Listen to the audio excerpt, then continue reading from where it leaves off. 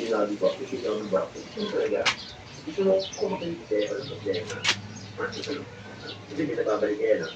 No? Meron ba? May nababalik kayo ng hapon, no? Tama? Ah, gusto mo bumalik ako? Yeah.